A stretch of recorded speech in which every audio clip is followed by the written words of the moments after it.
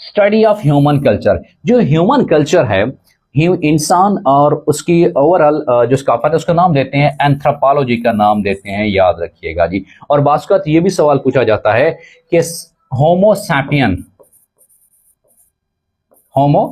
Sapien इंसान का साइंसी नाम है, ह्यूमन बीइंग का जो साइंसी नाम है उसको क्या नाम देते हैं, वो होमो सैपियन है। और अगर स्टडी ऑफ लाइफ की बात की जाए या स्टडी ऑफ लिविंग ऑर्गेनिज्म की बात की जाए, so that is called as the biology, that is called as the biology. और बायोलॉजी जो है बेसिकली बायो एंड लोगोस, ये भी सवाल पूछा जाता है कि bio means the living organism और the life as well.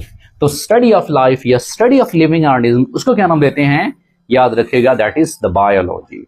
Next question हमारे पास है यूनिट ऑफ एनर्जीज। एनर्जी का यूनिट कौन सा होता है, वो हमेशा जॉल होता है। सेम इज द केस जो वर्क का यूनिट है वो भी जॉल होता है, याद रखिएगा। अब जो एनर्जी है basically two types of energies are there, या तो पीई है that is called as the potential energy, उसका फार्मूला होता है mgh, ये फार्मूला भी अक्सर बात पूछ लेते हैं जी। इसी तरह से दूसरी एनर्जी है काइनेटिक एनर्जी, उसका फार्मूला पूछ लेते हैं दैट इज 1/2 mv², याद रखिएगा जी।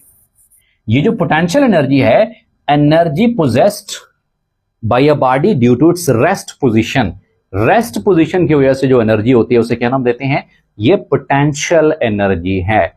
ठीक है, जैसे फॉर एग्जांपल मैंने पेंसिल को यहां पे पकड़ा हुआ है, इसके अंदर पोटेंशियल एनर्जी है, लेकिन जैसे ये मूव करने लग जाएगी तो मूवमेंट की वजह से क्या होता है, energy possessed in a body due to its motion, वो क्या कहलाती है, किनेटिक एनर्जी कहलाती है। और किनेटिक एनर्जी का फॉर्मूला क्या होता है, 1/2 mv²।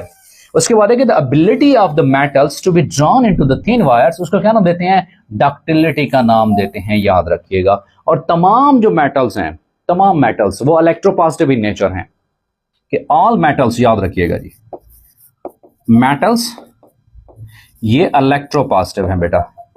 इलेक्ट्रोपॉजिटिव क्यों, क्योंकि ये अपना इलेक्ट्रॉन लूज करती हैं। एक और मेटल्स के हवाले से भी सवाल पूछा जा सकता है कि तमाम जो मेटल्स हैं ये इलेक्ट्रॉन डोनेट करती हैं या इलेक्ट्रॉन एक्सेप्ट करती हैं, तो याद रखिएगा ये इलेक्ट्रॉन डोनेट करती हैं, इसीलिए इनको नाम दिया जाता है these are good conductors of heat and electricity, क्योंकि उनसे हीट और इलेक्ट्रिसिटी कंडक्ट होती है। उसके बरक्स नॉन मेटल्स क्या होती हैं, these are basically the insulator, जिसको नाम देते हैं नॉन कंडक्टर भी नाम देते हैं जी।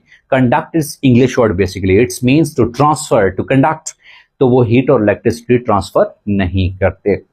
Next one is sphygmomanometer is an instrument used to measure, ये ब्लड प्रेशर को मेयर करने के लिए इस्तेमाल होता है। वो इंस्ट्रूमेंट है जिसके जरिए ब्लड